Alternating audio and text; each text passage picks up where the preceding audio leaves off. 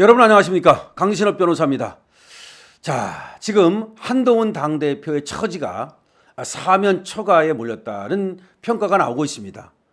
그럼 왜 사면 초과에 몰렸는가? 이거를 갖다가 지금 신문에서 세 가지로 지금 분석을 하고 있네요.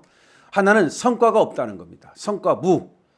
아니 뭐 회사도 그렇고 어디도 그렇고 성과 없으면 싫어합니다. 그런데 정치인은 말이죠. 그 누구보다도 성과를 내야 됩니다. 그리고 당대표라고 한다면 이제 몇 달이 지나고 나면은 뭘 했는가, 그리고 이 사람이 뭘 할 수 있겠는가, 그러니까 보여줘야 됩니다. 안 보여주고 나 이런 거 갖고 있어, 나 이런 거 잘할 수 있어, 앞만 떠들어봤자 안 보여주면 말짱 도루묵입니다.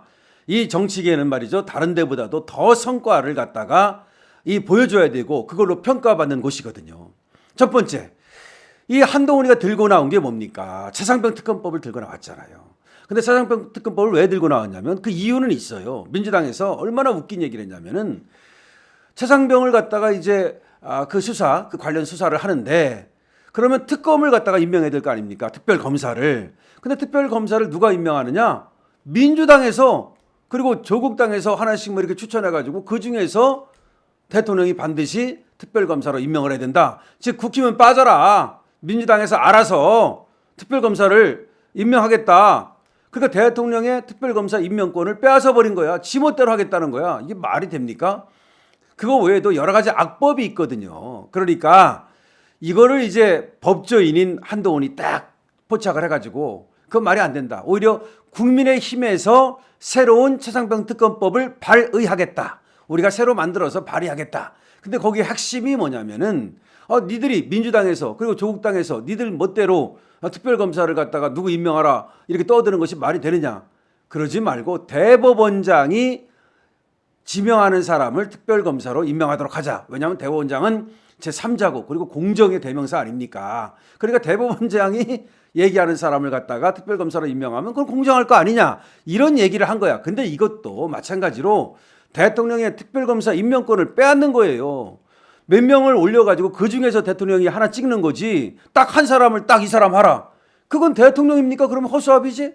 이게 말이 안 되는 거거든요. 그러니까 어떻게 보면은 지금 또 이 한동훈 당대표가 나이브한 것이 뭐냐. 또 그것만이 문제가 아니잖아요. 누가 특별검사가 되느냐도 문제가 되지만 최상병 특검법이 왜 필요하냐. 여기서부터 출발을 한다면 최상병 특검이 필요하지 않아요. 공수처에서 지금 수사 다 됐습니다. 그 다음에 원래 특검이라고 하는 것은 수사가 제대로 안 될 때, 그 다음에 권력형 범죄를 뭐 예를 들어 정부에서 수사를 못하도록 방해를 한다든가 그런 때, 뭐 그런 어떤 특별한 이유가 있을 때만 특검을 하는 거지 아무 때나 특검을 하는 게 아니거든요. 근데 특검을 할 이유가 없어요. 첫 번째가. 거기다가 제3자가 대법원장이 뭐 지명한다고 그래서 그게 모든 문제가 해결됩니까? 자, 그렇기 때문에 이게 앞으로 나갈 수가 없는 것을 처음부터 하겠다고 욕심을 부린 겁니다. 이 얘기는 어떻게 보면은 처음부터 자기 어떤 그 과시, 나는 할 수 있다라고 하는 잘못된 어떤 그 선택을 한 것 같아요. 두 번째, 여야 의정 협의체를 만들겠다고 여기에 굉장히 노력을 기울였습니다.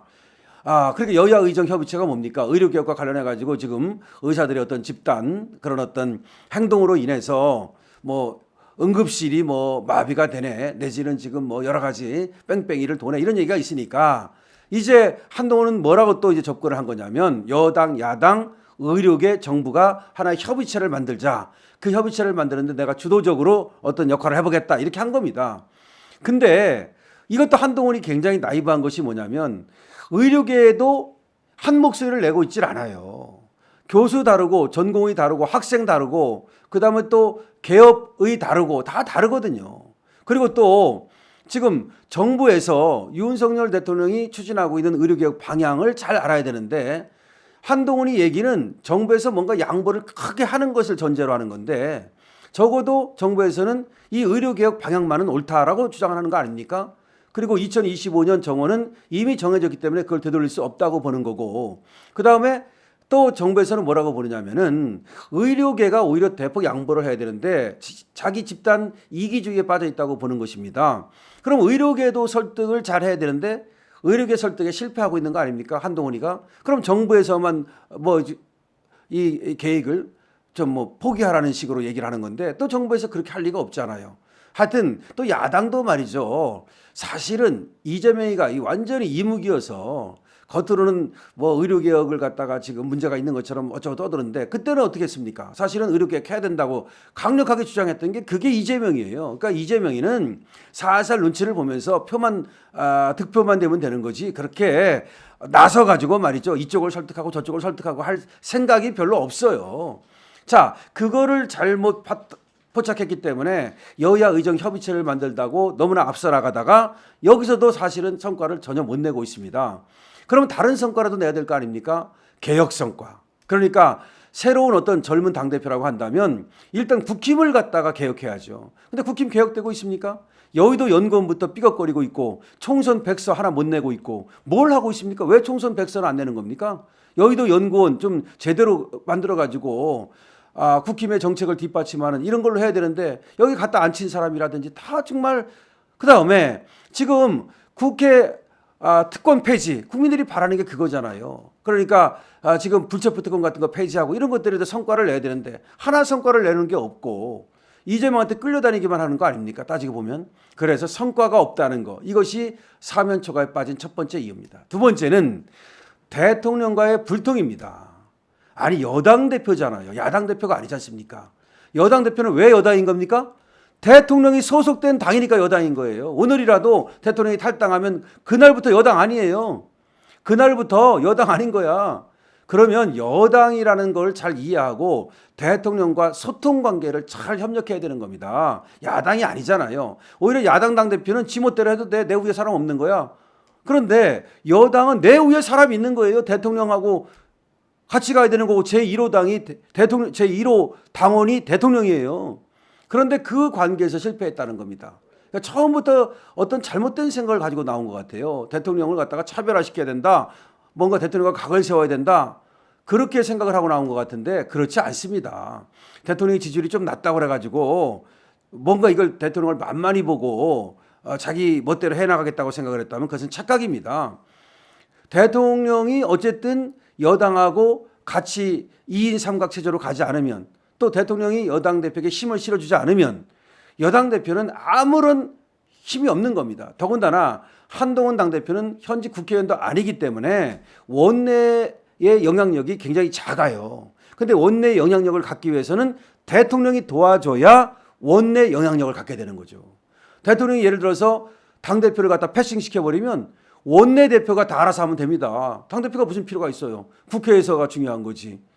이번에도 말이죠. 지금 최상병 특검법이라든지 김건희 특검법을 갖다가 민주당이 통과시킨다고 떠들어대니까 여기 대책을 세워야 되잖아요. 그래서 용산에서 추경호 원내대표와 지도부를 초청해서 만찬을 함께 했는데 이 자리에 한동훈 당대표는 초대를 받지 못했습니다.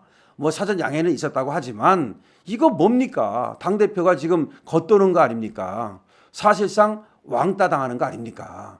그런데 이 왕따를 안 당하도록 하는 것이 그것이 바로 정치력이라는 거예요. 그러니까 한동훈 당대표가 정치력을 발휘해서 대통령과 좋은 관계를 맺고 언제든지 대통령과 소통할 수 있는 관계를 만들었어야 되는 겁니다. 전화도 수시로 하고 필요하면 쪼르르 달려가가지고 만나기도 하고 뭘 그렇게 따집니까? 내가 당대표인데 당신은 대통령이지만 난 당대표야. 그거 아니죠. 물처럼 부드러워야죠. 그래서 자, 한동훈 지금 당대표가 대통령과의 소통에 실패했다는 거, 독대 호소인이라는까지 듣게 됐다는 거, 이것이 사면초가에 빠진 또 하나의 이유입니다. 마지막은 또 뭐냐? 지지율 추락입니다.